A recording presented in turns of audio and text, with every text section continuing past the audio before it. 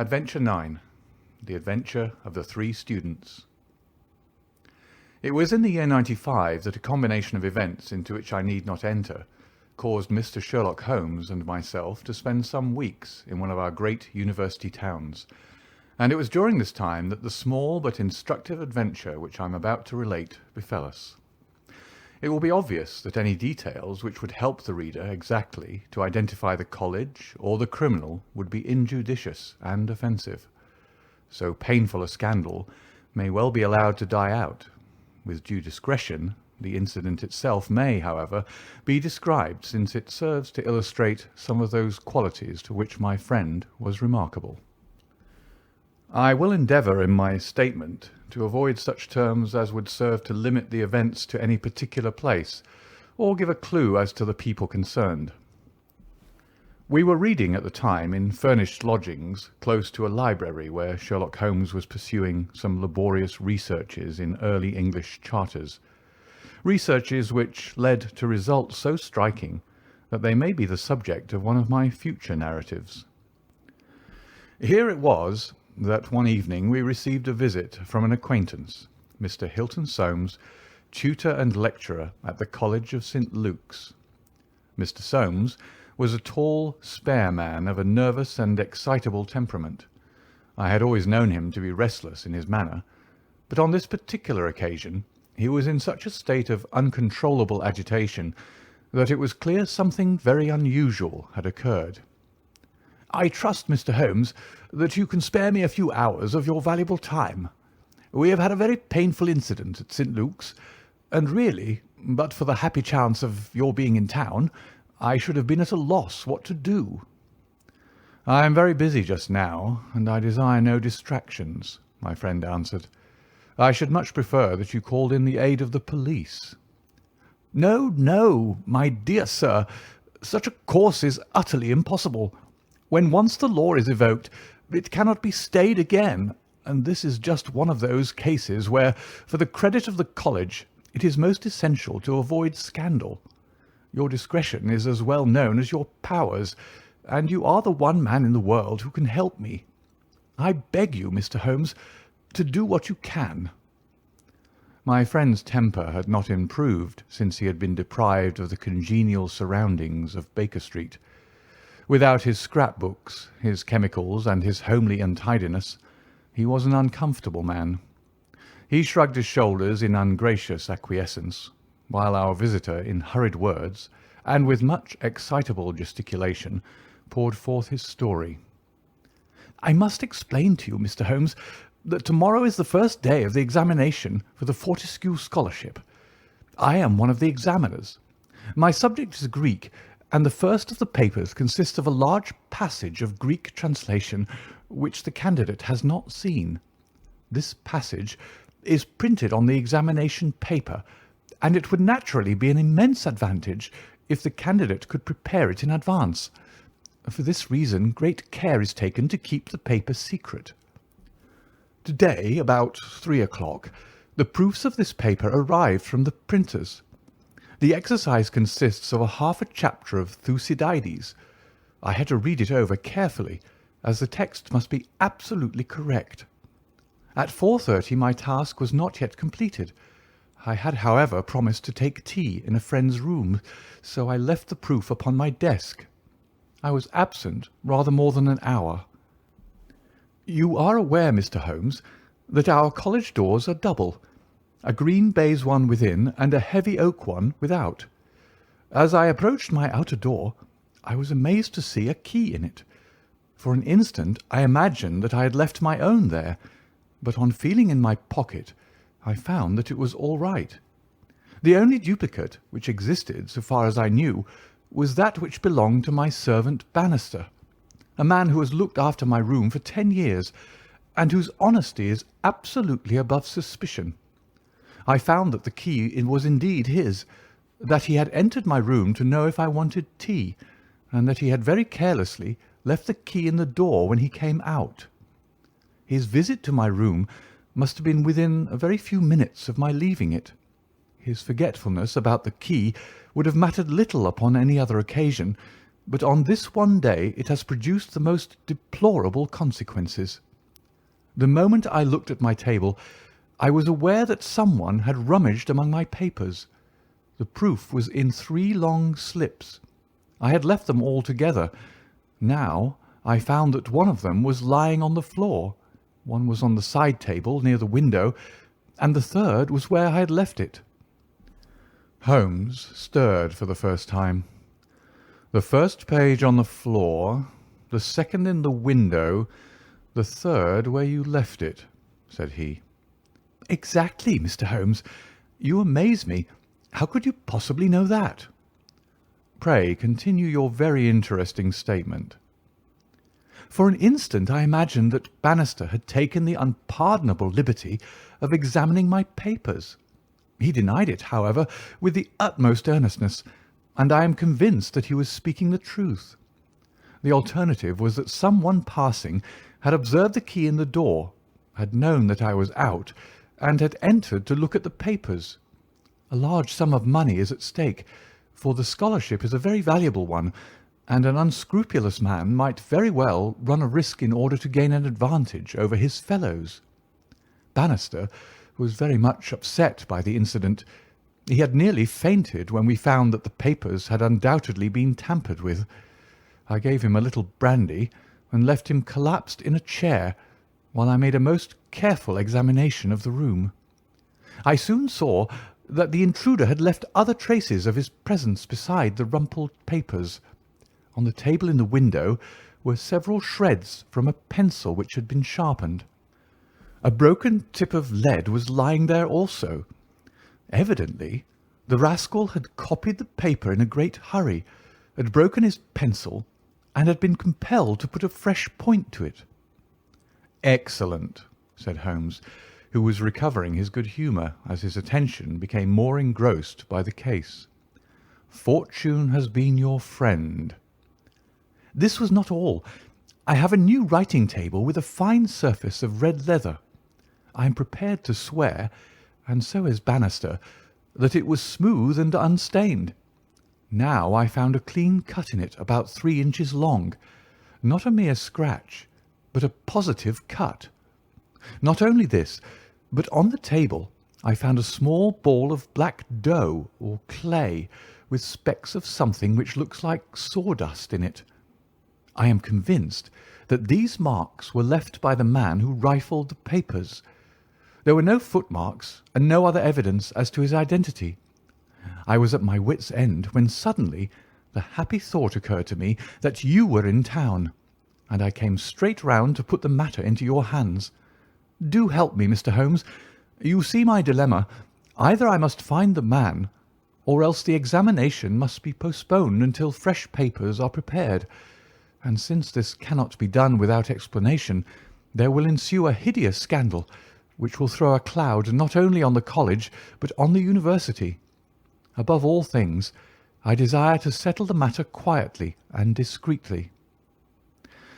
I shall be happy to look into it, and to give you such advice as I can, said Holmes, rising and putting on his overcoat. The case is not entirely devoid of interest. Had anyone visited you in your room after the papers came to you? Yes, a young Dowlett Ras, an Indian student who lives on the same stair, came in to ask me some particulars about the examination. For which he was entered? Yes. And the papers were on your table? To the best of my belief, they were rolled up. But might be recognized as proofs? Possibly. No one else in your room? No. Did anyone know that these proofs would be there? No one save the printer. Did this man Bannister know? No, certainly not. No one knew. Where is Bannister now? He was very ill, poor fellow. I left him collapsed in the chair. I was in such a hurry to come to you. You left your door open? I locked up the papers first. Then it amounts to this, Mr. Soames, that unless the Indian student recognized the roll as being proofs, the man who tampered with them came upon them accidentally without knowing that they were there. So it seems to me. Holmes gave an enigmatic smile. Well, said he, let us go round. Not one of your cases, Watson. Mental, not physical. All right. Come if you want to. Now, Mr. Soames, at your disposal. The sitting room of our client opened by a long, low, latticed window onto the ancient, lichen-tinted court of the old college. A Gothic arched door led to a worn stone staircase. On the ground floor was the tutor's room. Above were 3 students, one on each story. It was already twilight when we reached the scene of our problem. Holmes halted and looked earnestly at the window. Then he approached it, and standing on tiptoe with his neck craned, he looked into the room. He must have entered through the door. There is no opening except the one pane, said our learned guide.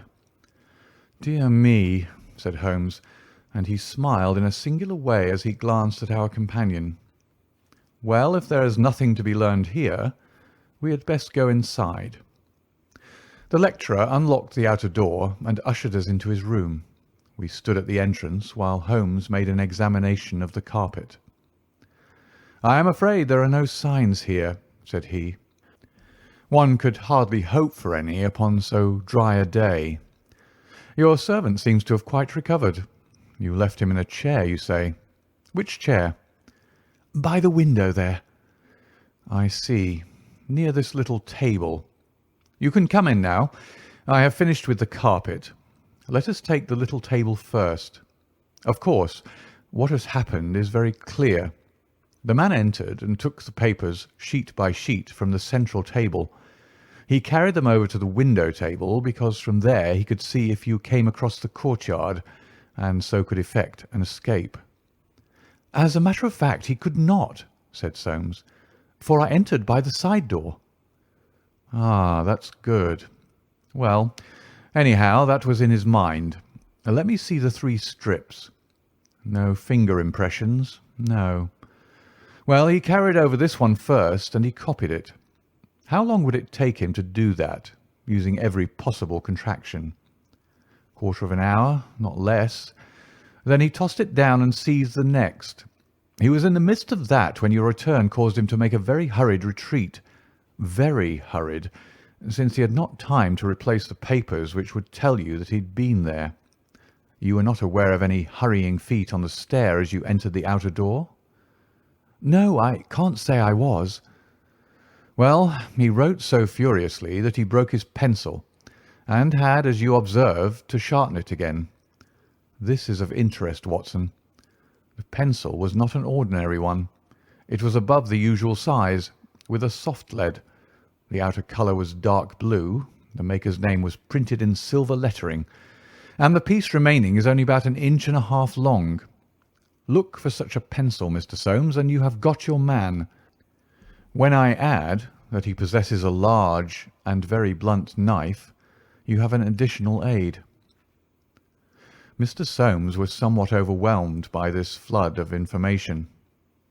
I can follow the other points, said he, but really, in this matter of the length— Holmes held out a small chip with the letters N.N.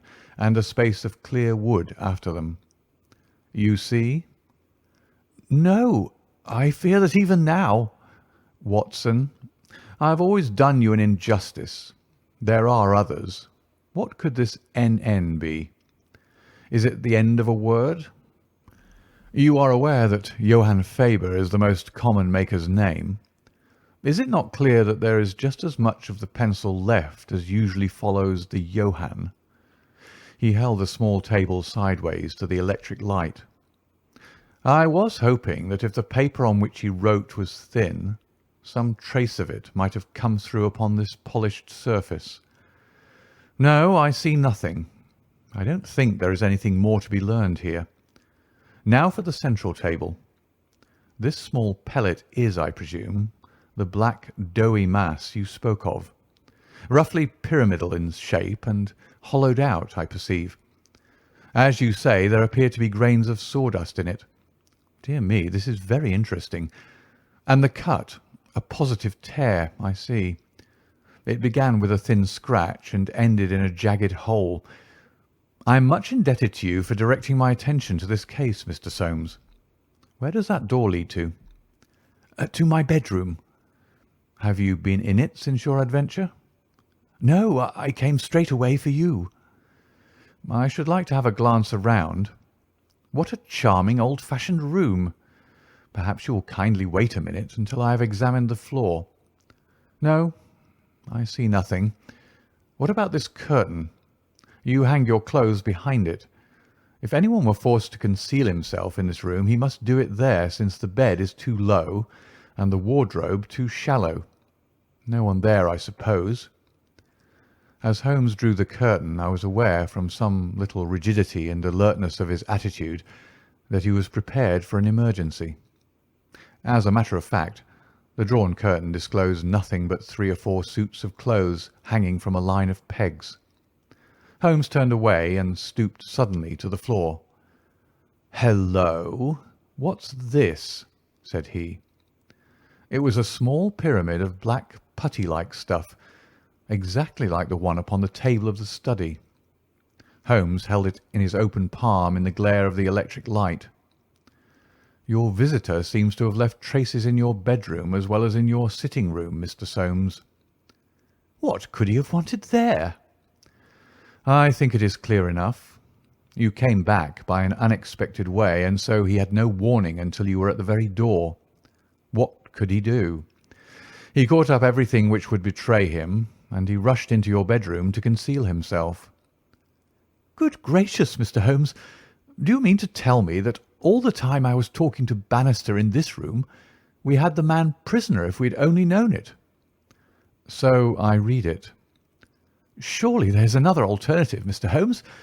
I don't know whether you observed my bedroom window." "Lattice-paned, lead framework, 3 separate windows, one swinging on hinge and large enough to admit a man."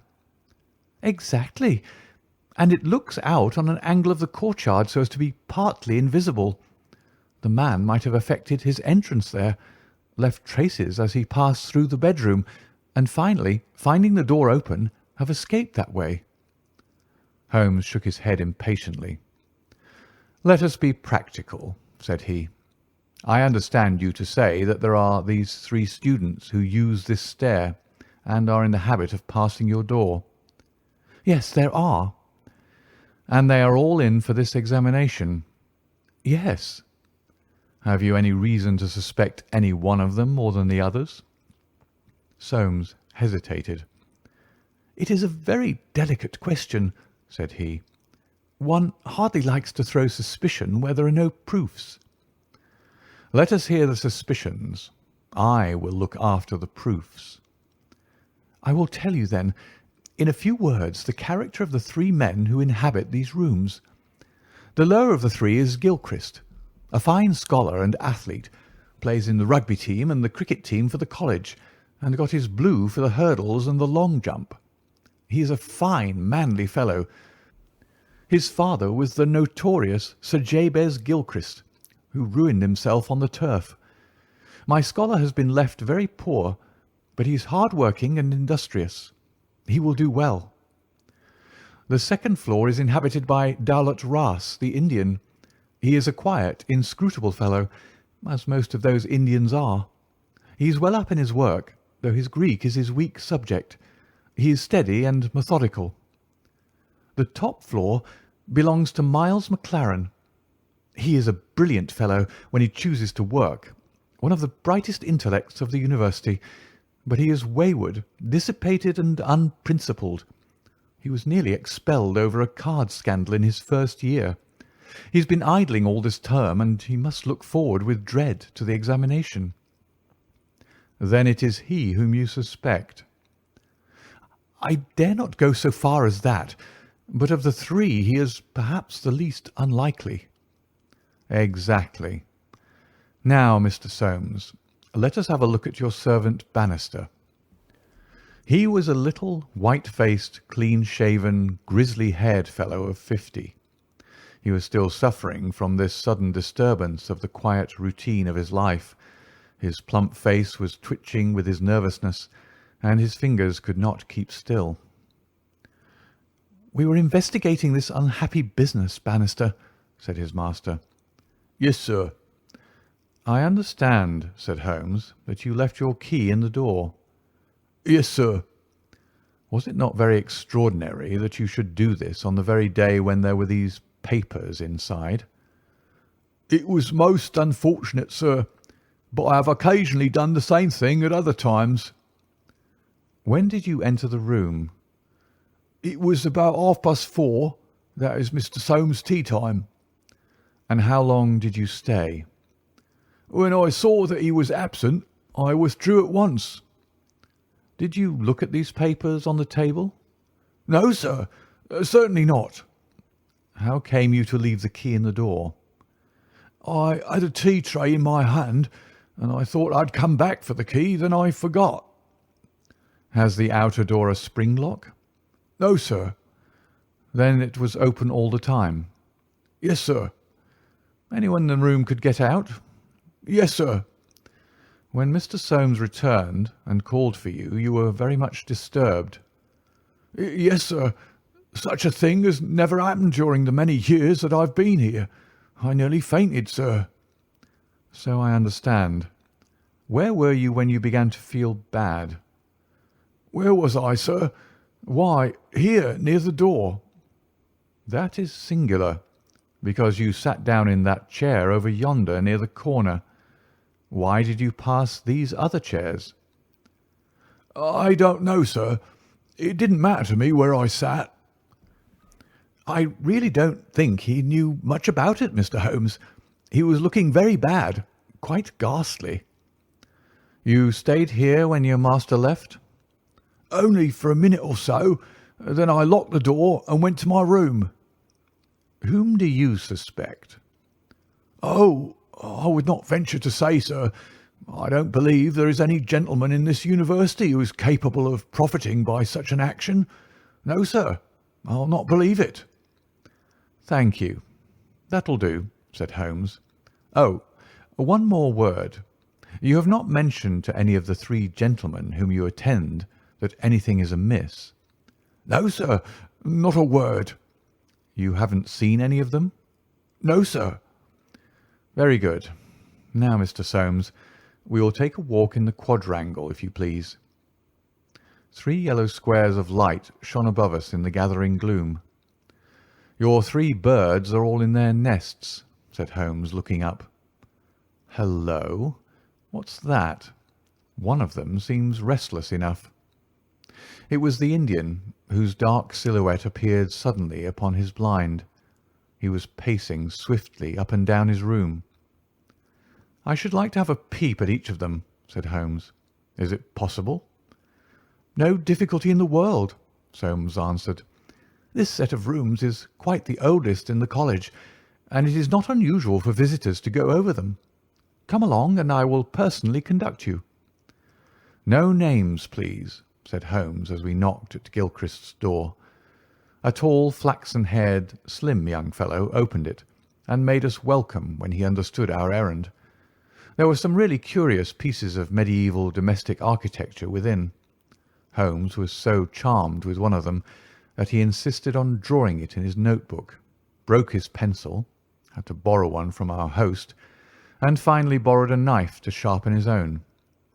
The same curious accident happened to him in the rooms of the Indian, a silent, little, hook-nosed fellow who eyed us askance and was obviously glad when Holmes's architectural studies had come to an end.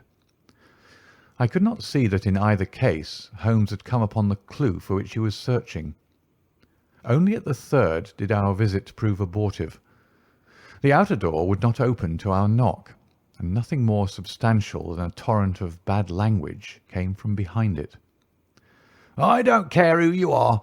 You can go to blazes," roared the angry voice. "Tomorrow is the exam, and I won't be drawn by anyone." "A rude fellow," said our guide, flushing with anger as we withdrew down the stair. Of course he did not realize that it was I who was knocking, but none the less his conduct was very uncourteous, and indeed, under the circumstances, rather suspicious. Holmes's response was a curious one. "Can you tell me his exact height?" he asked.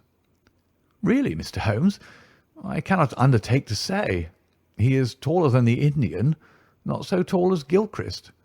I suppose 5'6" would be about it." "That is very important," said Holmes. "And now, Mr. Soames, I wish you good night."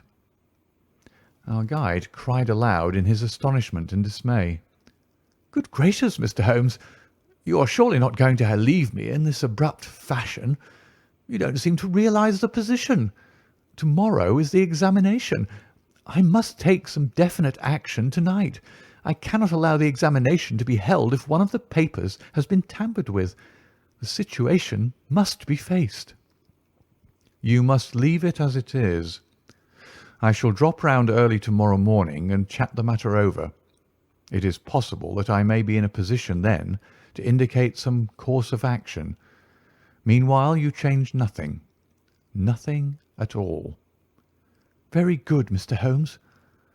"You can be perfectly easy in your mind. We shall certainly find some way out of your difficulties. I will take the black clay with me, also the pencil cuttings. Good-bye." When we were out in the darkness of the quadrangle, we again looked up at the windows. The Indian still paced his room. The others were invisible. "Well, Watson, what do you think of it?" Holmes asked as we came out into the main street. "Quite a little parlour game.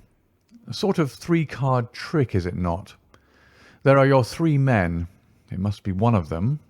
You take your choice. Which is yours? The foul-mouthed fellow at the top. He's the one with the worst record. And yet that Indian was a sly fellow also. Why should he be pacing his room all the time? There is nothing in that. Many men do it when you're trying to learn anything by heart." He looked at us in a queer way. "So would you if a flock of strangers came in on you when you were preparing for an examination next day, and every moment was of value. No, I see nothing in that. Pencils, too, and knives always satisfactory. But that fellow does puzzle me." "Who?" "Why, Bannister, the servant. What's his game in the matter?" "He impressed me as being a perfectly honest man." "So he did me. That's the puzzling part. Why should a perfectly honest man— Well, well, here's a large stationer's. We shall begin our researches here." There were only 4 stationers of any consequence in the town, and at each Holmes produced his pencil chips and bid. All were agreed that one could be ordered, but it was not a usual size of pencil, and that it was seldom kept in stock. My friend did not appear to be depressed by his failure, but shrugged his shoulders in half-humorous resignation. "No good, my dear Watson. This, the best and only final clue, has run to nothing. But indeed I have little doubt that we can build up a sufficient case without it.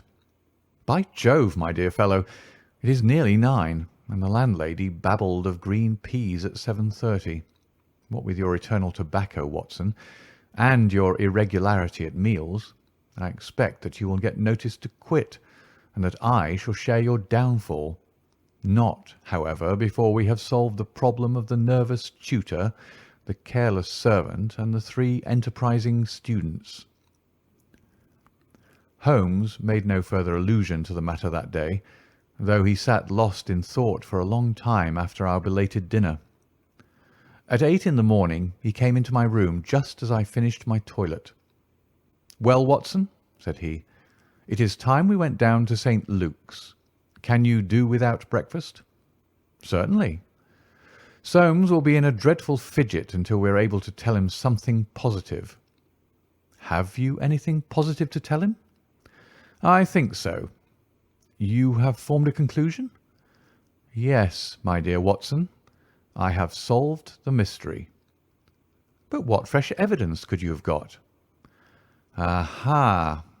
It is not for nothing that I have turned myself out of bed at the untimely hour of 6. I've put in 2 hours' hard work, and covered at least 5 miles with something to show for it. Look at that." He held out his hand. On the palm were 3 little pyramids of black doughy clay. "Why, Holmes, you only had 2 yesterday." "And 1 more this morning. It is a fair argument that wherever number 3 came from is also the source of numbers 1 and 2. Eh, Watson? Well, come along and put friend Soames out of his pain." The unfortunate tutor was certainly in a state of pitiable agitation when we found him in his chambers. In a few hours the examination would commence, and he was still in the dilemma between making the facts public and allowing the culprit to compete for the valuable scholarship. He could hardly stand still, so great was his mental agitation, and he ran towards Holmes with 2 eager hands outstretched. "Thank heaven that you've come. I feared that you had given it up in despair. What am I to do? Shall the examination proceed?" "Yes, let it proceed by all means." "But this rascal?" "He shall not compete." "You know him?" "I think so. If this matter is not to become public, we must give ourselves certain powers and resolve ourselves into a small private court-martial. You there, if you please, Soames. Watson, you here. I'll take the armchair in the middle. I think that we're now sufficiently imposing to strike terror into a guilty breast. Kindly ring the bell." Bannister entered and shrank back in evident surprise and fear at our judicial appearance. "You will kindly close the door," said Holmes. "Now, Bannister, will you please tell us the truth about yesterday's incident?" The man turned white to the roots of his hair. "I've told you everything, sir." "Nothing to add?" "Nothing at all, sir." "Well, then, I must make some suggestions to you. When you sat down on that chair yesterday, did you do so in order to conceal some object which would have shown who had been in the room?" Bannister's face was ghastly. "No, sir, certainly not." "It is only a suggestion," said Holmes suavely. "I frankly admit that I am unable to prove it, but it seems probable enough. Since the moment that Mr. Soames's back was turned, you released the man who was hiding in that bedroom." Bannister licked his dry lips. "There was no man, sir." "Ah, that's a pity, Bannister. Up to now you may have spoken the truth, but now I know that you have lied." The man's face set in sullen defiance. "There was no man, sir." Come, come, Bannister." "No, sir, there was no one." "In that case you can give us no further information. Would you please remain in the room? Stand over there near the bedroom door. Now, Soames, I am going to ask you to have the great kindness to go up to the room of young Gilchrist and to ask him to step down into yours." An instant later the tutor returned, bringing with him the student. He was a fine figure of a man, tall, lithe, and agile, with a springy step and a pleasant, open face. His troubled blue eyes glanced at each of us, and finally rested with an expression of blank dismay upon Bannister in the farther corner. "Just close the door," said Holmes. "Now, Mr. Gilchrist, we are all quite alone here, and no one need ever know one word of what passes between us. We can be perfectly frank with each other. We want to know, Mr. Gilchrist, how you, an honourable man, ever came to commit such an action as that of yesterday." The unfortunate young man staggered back and cast a look full of horror and reproach at Bannister. "No, no, Mr. Gilchrist, sir. I never said a word. Never one word," cried the servant. "No, but you have now," said Holmes.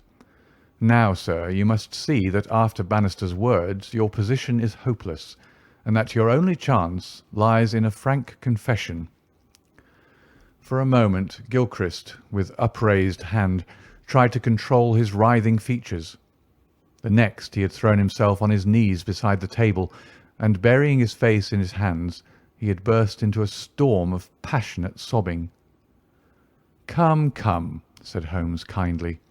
"It is human to err, and at least no one can accuse you of being a callous criminal.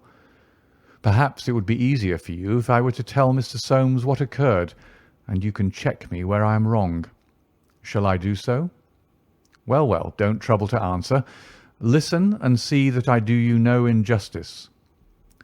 From the moment, Mr. Soames, that you said to me that no one, not even Bannister, could have told that the papers were in your room, the case began to take a definite shape in my mind. The printer one could, of course, dismiss. He could examine the papers in his own office. The Indian I also thought nothing of. If the proofs were in a roll, he could not possibly know what they were.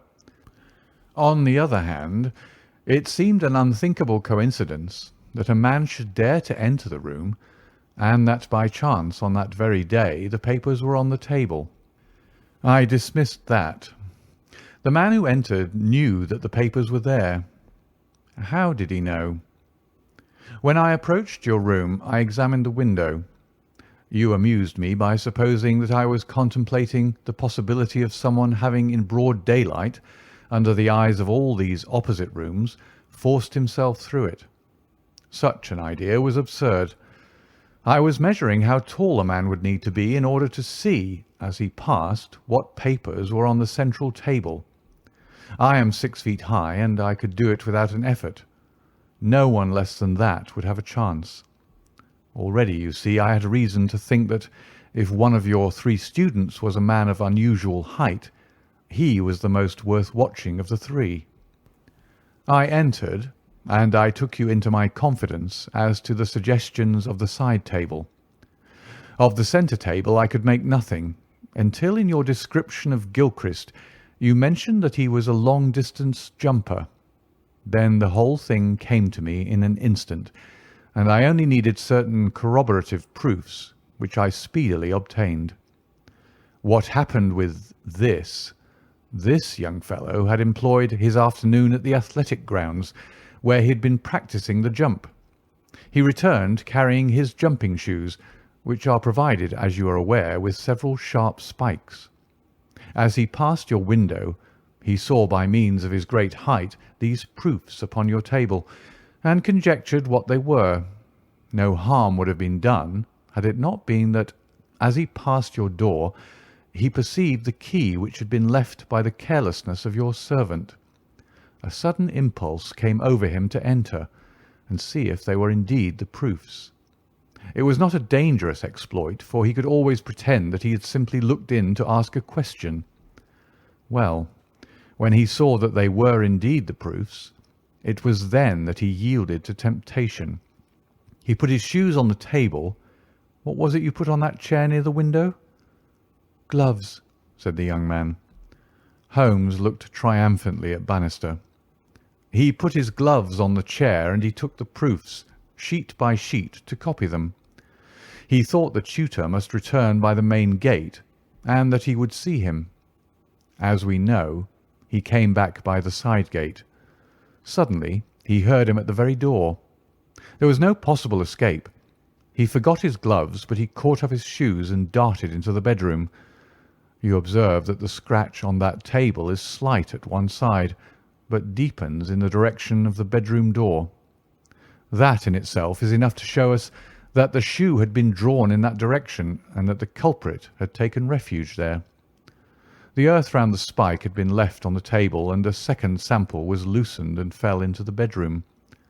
I may add that I walked out to the athletic grounds this morning, saw that tenacious black clay is used in the jumping pit, and carried away a specimen of it, together with some of the fine tan or sawdust which is strewn over it, to prevent the athlete from slipping. Have I told the truth, Mr. Gilchrist? The student had drawn himself erect. Yes, sir, it is true, said he. Good heavens! Have you nothing to add? Cried Soames. Yes, sir, I have, but the shock of this disgraceful exposure has bewildered me. I have a letter here, Mr. Soames, which I wrote to you early this morning, in the middle of a restless night. It was before I knew that my sin had found me out. Here it is, sir. You will see that I have said I have determined not to go in for the examination. I have been offered a commission in the Rhodesian police. and I am going out to South Africa at once." "I am indeed pleased to hear that you did not intend to profit by your unfair advantage," said Soames. "But why did you change your purpose?" Gilchrist pointed to Bannister. "There is the man who set me in the right path," said he. "Come now, Bannister," said Holmes. "It will be clear to you from what I have said that only you could have let this young man out, since you were left in the room and must have locked the door when you went out. As to his escaping by that window, it was incredible. Can you not clear up the last point in this mystery and tell us the reasons for your action?" "It was simple enough, sir. If you only had known, but with all your cleverness it was impossible that you could know. Time was, sir, when I was butler to old Sir Jabez Gilchrist, this young gentleman's father. When he was ruined I came to the college as servant, but I never forgot my old employer, because he was down in the world. I watched his son all I could for the sake of the old days. Well, sir, when I came into this room yesterday, when the alarm was given, the very first thing I saw was Mr. Gilchrist's tan gloves lying in that chair. I knew those gloves well, and I understood their message. If Mr. Soames saw them, the game was up. I flopped down into that chair, and nothing would budge me until Mr. Soames he went for you. Then out came my poor young master, whom I dandled on my knee, and confessed it all to me. Wasn't it natural, sir, that I should save him? And wasn't it natural also that I should try to speak to him as his dead father would have done, and make him understand that he could not profit by such a deed? Could you blame me, sir?" "No, indeed," said Holmes heartily, springing to his feet. "Well, Soames, I think we've cleared your little problem up, and our breakfast awaits us at home. Come, Watson. As to you, sir, I trust that a bright future awaits you in Rhodesia. For once you have fallen low. Let us see in the future how high you can rise." End of The Adventure of the Three Students.